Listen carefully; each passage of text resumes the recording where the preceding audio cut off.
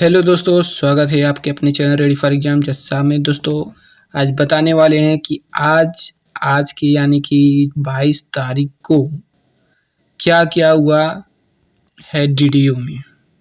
दोस्तों आज के जैसा कटऑफ या आज के जैसा काउंसलिंग शायद ही कभी हुआ होगा, क्योंकि आज के बच्चे जो वहाँ पर गए थे वो बता रहे थे कि ईडब्ल्यूएस का जो है उनको बहुत बड़ा धोखा मिला है।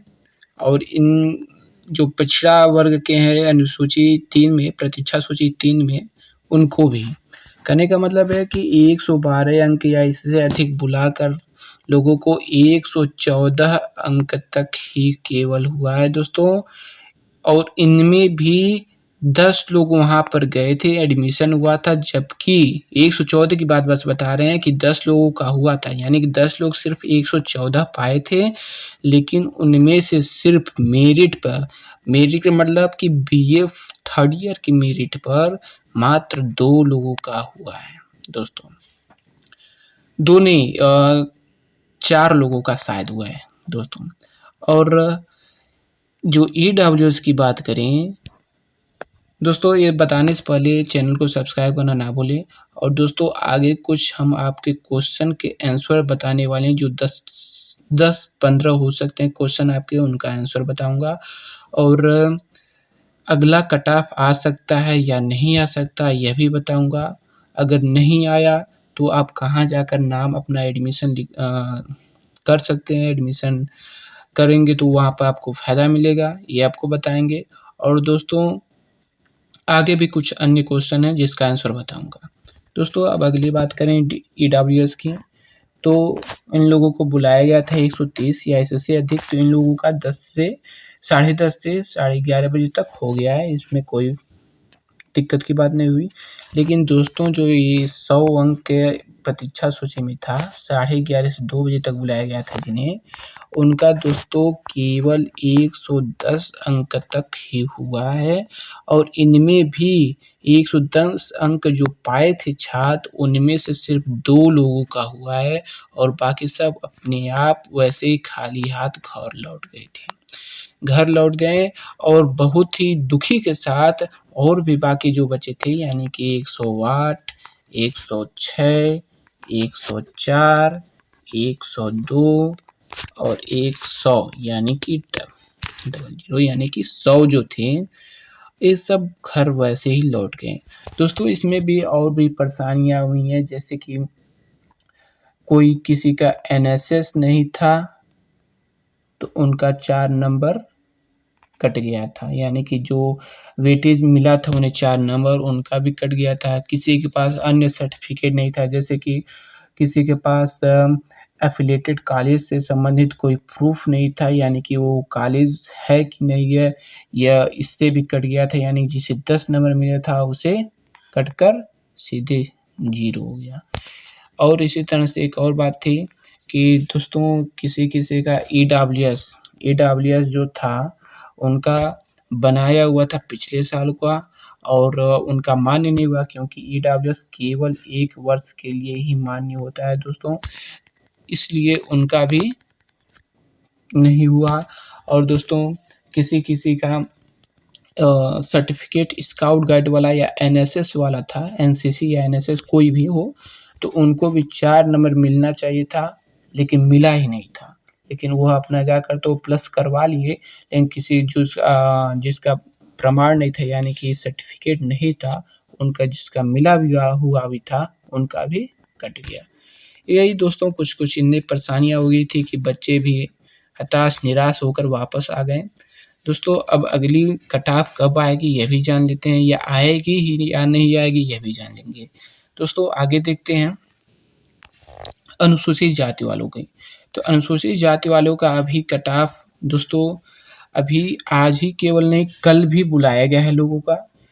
और कल इसका सूचना विस्तार रूप से हम बताएंगे कि, और क्लियर बताएंगे कि क्या हुआ क्या नहीं हुआ, क्योंकि अभी इन लोगों का 104 है, 90 है, इन सब पर बुलाया गया है। और इन लोगों को संभवतः 104 तक हो जाए, लेकिन 90 तक अभी जाते जाते पता नहीं हो पाएगा कि नहीं, कोई कंफर्म नहीं है। हम पहले ही वीडियो में बता चुके थे कि कोई गारंटी नहीं है कि इतना कट ऑफ आ गया तो सबका हो ही जाए। मेरिट के अनुसार ही होता है, सीट के अनुसार होता है। आप हमारा मतलब जो कहे थे वो 100% सही हो रहा है।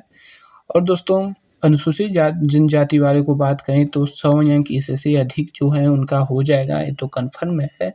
लेकिन जो समस्त अभ्यर्थी हैं यानी जो 100 से भी कम पाए हैं, उनका हो पाना सभी लोगों का बहुत ही मुश्किल है, बहुत ही कम लोगों का होता है और बाकी घर वापस लौट आते हैं।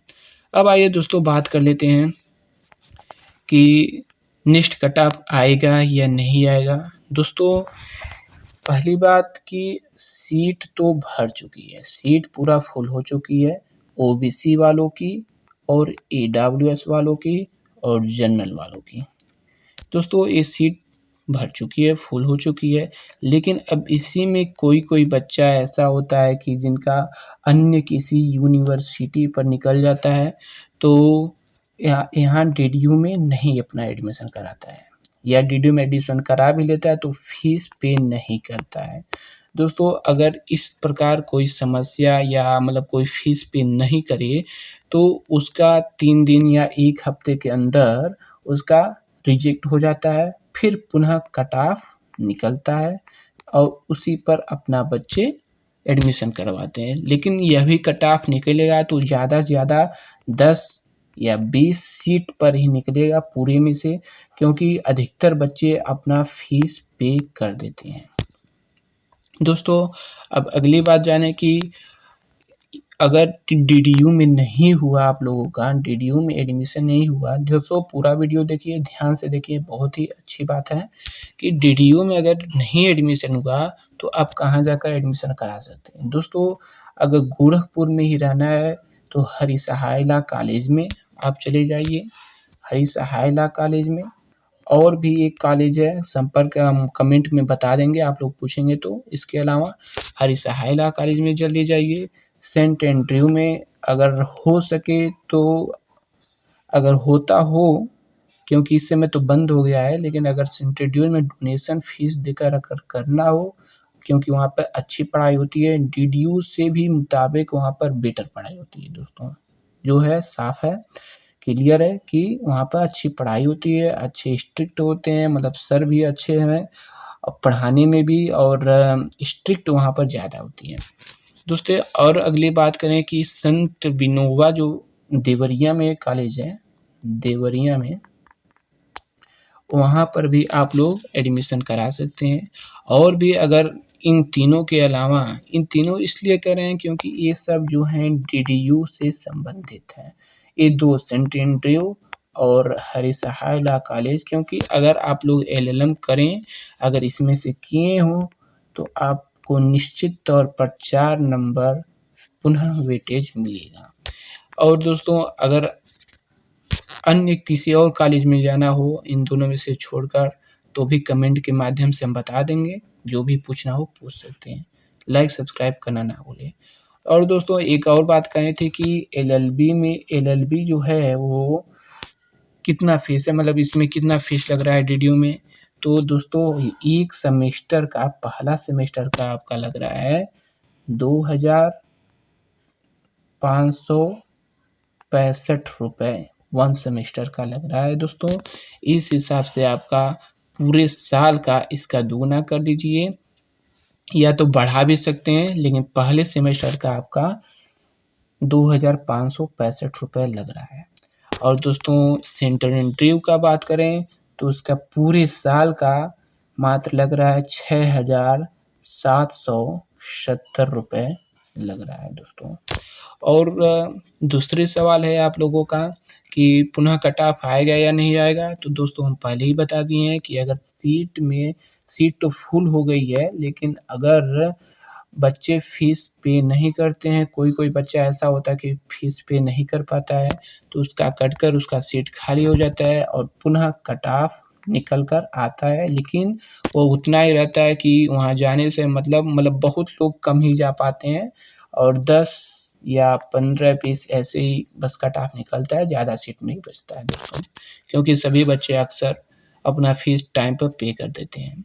और दोस्तों तीसरी बात यह है कि दोस्तों तीसरी बात ये है कि पढ़ाई यानी कि स्टडी कब से शुरू होगी, तो ये दोस्तों आपका पहला यानी 1 सितंबर को ही शुरू होगा। इसके बाद भी शुरू हो सकता है क्योंकि इधर संभवतः हो पाना मुश्किल है। हाँ, सेंट एंड्रयू का तो बात करें तो इसका शायद 25 से आपका पढ़ाई शुरू हो सकता है, लेकिन क्योंकि पढ़ाई के मामले में सेंट एंड्रयू उत्तम है एकदम। और रही बात इसका भी, तो इसका भी अगर ठीक से पढ़ना है यानी कि रेगुलर क्लास चलेगी तो यह भी 1 सितंबर को ही चलेगी, क्योंकि ज़्यादा बच्चे भी पहले नहीं आते हैं, तो 1 सितंबर से ही मान के चलिए इसका भी होगा। और हरी सहाय लॉ कॉलेज की बात करें तो वहाँ पर भी एडमिशन हो रहा है दोस्तों।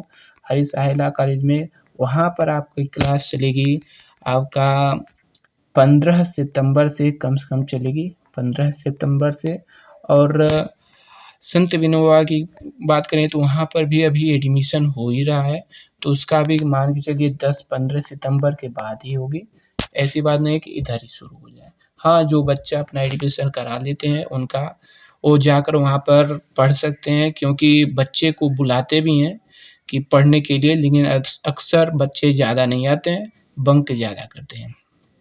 और दोस्तों एक और बात करनी थी, दोस्तों यही बात करनी थी कि टॉपिक्स यानी कि आप लोग का सब्जेक्ट कौन सा LLB फर्स्ट सेमेस्टर में पढ़ना है, तो इसका एक वीडियो हम पहले ही बनाए हैं। अगर वीडियो को देखते हैं तो आप पहले ही समझ जाएंगे, लेकिन फिलहाल आज बता दे रहे हैं कि आप लोग को लॉ ऑफ कॉन्ट्रैक्ट पढ़ना है पहला, दूसरा पढ़ना है आपको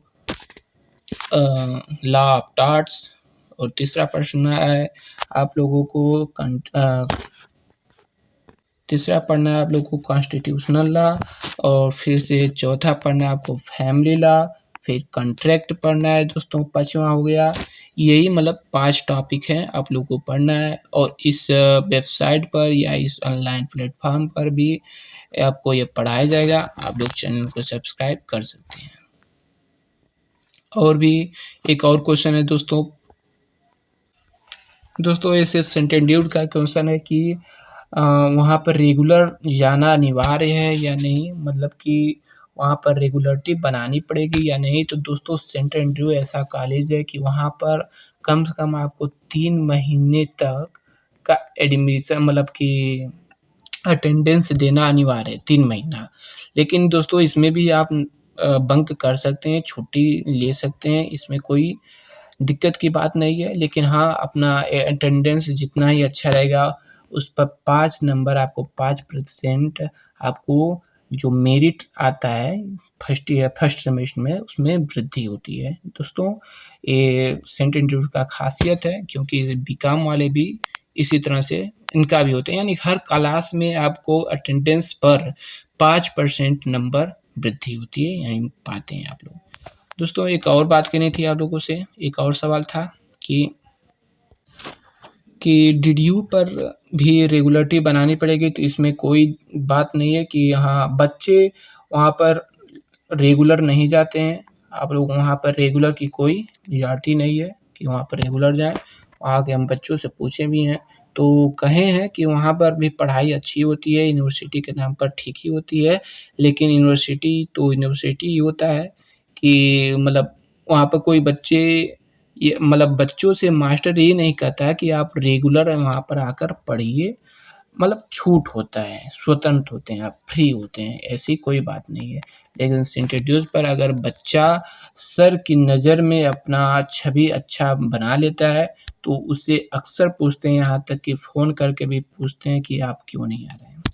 दोस्तों यही बात है, कुछ खासियत है सेंट एंड्रयूज और DDU में कि दोनों बेटर हैं, इसमें कोई बात नहीं है कि ये सही है ये गलत है, इसमें कोई बात नहीं है, दोनों सही है। और संत विनोबा कॉलेज भी बढ़िया है, लेकिन उससे भी अगर गोरखपुर ज़िले में पढ़ना है तो आपको हरी सहाय लॉ कॉलेज में आपको एडमिशन लेना चाहिए। लेकिन हाँ, ये दोस्तों कुछ दूर पड़ेगा, हरी सहाय लॉ कॉलेज दोस्तों बहुत दूर है, और वह थोड़ा शहर से दूर पड़ेगा, यानी कि कुछ बीच रास्ते में है, कुछ गांव एरिया विलेज एरिया में, रूरल एरिया में। दोस्तों इससे कोई मतलब नहीं है, वहाँ पर पढ़ाई भी अच्छी होती है। अभी उसे इस्टेब्लिश हुए 2 वर्ष हुआ, शायद 2 ईयर हुआ संत हरीसा हाईला कॉलेज में, इसलिए वहाँ पर पढ़ाई भी अच्छी होती है। और भी कोई क्वेश्चन हो तो कमेंट के माध्यम से पूछ सकते हैं और लाइक सब्सक्राइब करना ना